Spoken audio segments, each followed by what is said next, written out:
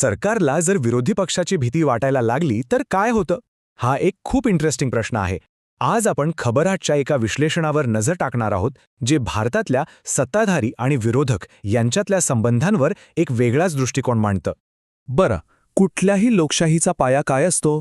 तर एक मजबूत विरोधी पक्ष, जो सरकारला नियंत्रणात ठेवतो. त्यांच्याशिवाय सत्ताधाऱ्यांना कोणी प्रश्न विचारणारच नाही आणि ते निरंकुश होऊ शकतात. हा या विश्लेषणाचा मूळ विचार आहे. पण हे विश्लेषण इथेच थांबत नाही. खरं तर इथूनच एक वेगळा विचार सुरू होतो. तो विचार असा आहे की एक मजबूत विरोधी पक्ष फक्त संतुलन साधत नाही, तर तो सत्ताधारी पक्षात एक प्रकारची भीती निर्माण करू शकतो. हो, भीती. आणि याच भीतीमध्ये त्यांच्या मते अनेक समस्यांचं मूळ लपलेलं आहे.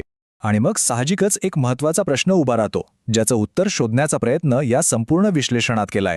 तो प्रश्न म्हणजे, जेव्हा सरकारच आपल्या विरोधी पक्षाला घाबरू लागतं, तेव्हा लोकशाहीचं काय होतं? त्याचे नेमके परिणाम काय होतात? तर स्रोत या भीतीची एक चौकट मांडतो. म्हणजे जेव्हा एखादा नेता घाबरतो तेव्हा काय होतं? सगळ्यात आधी त्याला सतत असुरक्षित वाटायला लागतं की आपलं पद धोक्यात आहे. मग सत्ता टिकवण्यासाठी तो टोकाची पावलं उचलायला लागतो. आणि यातलं पहिलं साधन काय असतं? पाळत ठेवणे, सर्व्हेलन्स. आणि याचा शेवट कुठे होतो? तर एक कमकुवत देश घडवण्यात. आता यातला सगळ्यात इंटरेस्टिंग भाग तो म्हणजे हा जो काही सिद्धांत आहे, तो थेट भारतातल्या सध्याच्या राजकीय परिस्थितीशी कसा जोडला जातो. त्यांच्या मते या भीतीमागे एक विशिष्ट कारण आहे. विश्लेषणानुसार या भीतीची 2 मुख्य कारणं सांगितली जातात. पहिलं म्हणजे एका विरोधी नेत्याची चिकाटी, जो काही केल्या हार मानायला तयार नाही. आणि दुसरं त्याचं लक्ष आहे तरुण मतदारांवर, म्हणजे जनरेशन झीवर, जी पिढी देशाचं भविष्य ठरवणार आहे. आणि हे वाक्य बघा, यातून सरकारच्या मनातली कथित चिंता अगदी स्पष्ट होते. खबरहाटच्या वक्त्याचं म्हणणं आहे, राहुल गांधी देशाच्या जनरेशन झीला आपल्या विरोधात वळवतील, ही भीती मोदींना सतावू लागली आहे. म्हणजे ही लढाई फक्त राजकीय नाही, तर थेट देशाच्या तरुण पिढीवर प्रभाव टाकण्याची आहे. आणि हीच गोष्ट सरकारला अस्वस्थ करते. तर मग या भीतीचा पहिला आणि सर्वात थेट परिणाम काय दिसतोय? विश्लेषणानुसार तो आहे वाढती पाळत. म्हणजे जेव्हा सरकारला भीती वाटते, तेव्हा ते आपल्याच नागरिकांवर आणि विरोधकांवर नजर ठेवायला सुरुवात करतं.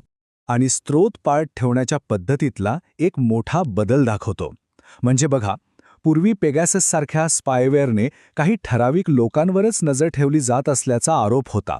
पण आता संचार साथीसारख्या अनिवार्य ॲपमुळे सगळ्याच नागरिकांवर नजर ठेवली जातीये, असा दावा केला जातोय. म्हणजे पाळत ठेवण्याचं स्वरूपच पूर्णपणे बदललंय.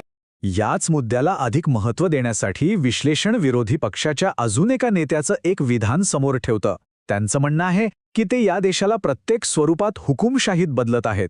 हे फक्त फोनवर पाळत ठेवण्यापुरते नाही, हे सर्वांगीण आहे. म्हणजे हा फक्त हेरगिरीचा प्रश्न नाही, तर हा देशाच्या एकूण दिशेचा प्रश्न आहे.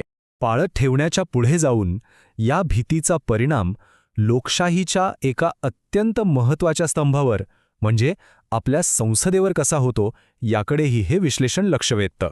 इथला मुख्य युक्तिवाद असा आहे की जेव्हा विरोधी पक्ष महागाई, बेरोजगारी किंवा राष्ट्रीय सुरक्षेसारखे महत्त्वाचे जनतेच्या जिव्हाळ्याचे मुद्दे मांडतो, तेव्हा संसदेत त्यावर अर्थपूर्ण चर्चाच होऊ दिली जात नाही. ती पद्धतशीरपणे टाळली जाते, असं त्यांचं म्हणणं आहे. आणि यावर राहुल गांधींचं एक उपरोधिक विधान हे विश्लेषण वापरतं. ते म्हणतात, आज कुत्रा हा मुख्य विषय आहे. मला वाटतंय की भारत आजकाल याच गोष्टींवर चर्चा करत आहे. म्हणजे देशासमोर एवढी गंभीर आव्हानं असताना संसदेत चर्चा मात्र क्षुल्लक विषयांवर होतीये, हेच त्यांना यातून सुचवायचं आहे. संसदेच्या पलीकडे जाऊन हे विश्लेषण आपल्या दाव्यांच्या पुराव्यासाठी निवडणूक आयोगासारख्या इतर लोकशाही संस्थांच्या वर्तनाकडेही बोट दाखवतं. उदाहरणार्थ निवडणूक आयुक्तांचं हे विधान बघा. 37 लोकशाही देशांच्या प्रतिष्ठित गटाने भारताला आंतरराष्ट्रीय लोकशाही आणि निवडणूक सहाय्य संस्थेचे अध्यक्षपद भूषवण्यासाठी आमंत्रित केले आहे. याला विश्लेषण आत्मप्रौढीचं, म्हणजे स्वतःची पाठ थोपटून घेण्याचं एक उदाहरण म्हणून सादर करतं. पण मग विश्लेषण लगेचच या दाव्याचं खंडन करतं. त्यांच्या मते हे अध्यक्षपद भारताच्या विशेष गुणवत्तेमुळे मिळालेलं नाहीये, उलट ही एक नियमित फिरती प्रक्रिया आहे, अगदी G20 अध्यक्षपदासारखी.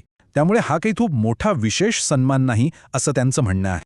हे सगळे मुद्दे एकत्र केल्यावर आपण या विश्लेषणाच्या अंतिम आणि सर्वात गंभीर इशाऱ्यापर्यंत येतो. जर हीच परिस्थिती अशीच पुढे चालू राहिली, तर भविष्यात आपल्यासमोर कोणते धोके उभे राहू शकतात. स्रोत भविष्याचा एक संभाव्य मार्ग दाखवतो. त्यांच्या मते हे असं काहीसं घडू शकतं. पहिलं, चर्चेविना कठोर कायदे मंजूर केले जातात. त्यानंतर एक राष्ट्र एक निवडणूक सारखी धोरणं लागू होतात. यातून हळूहळू देशात एकाच पक्षाचं वर्चस्व निर्माण होतं. आणि मग राजकीय विरोधकांना लक्ष केलं जातं. आणि शेवटी जे सामान्य नागरिक सरकारवर प्रश्न विचारतात त्यांचा आवाज दाबला जातो. हे विश्लेषण एका विशिष्ट वर्षाकडे 2029च्या निवडणुकीकडे एक निर्णायक वळण म्हणून पाहतं. त्यांच्या मते ती निवडणूक फक्त सरकार निवडण्यासाठी नसेल, तर ती भारतीय लोकशाहीचं भविष्य ठरवणारी असेल. आणि शेवटी खबरहाटचं हे विश्लेषण आपल्याला कुठल्याही उत्तराऐवजी एका मूलभूत प्रश्नासोबत सोडतं. तो प्रश्न असा आहे की जेव्हा एखादं सरकार आपल्या विरोधी पक्षाचं ऐकणंच थांबवतं आणि उलट आपल्याच नागरिकांना घाबरायला लागतं, तेव्हा त्या देशात लोकशाही खऱ्या अर्थाने जिवंत राहू शकते का?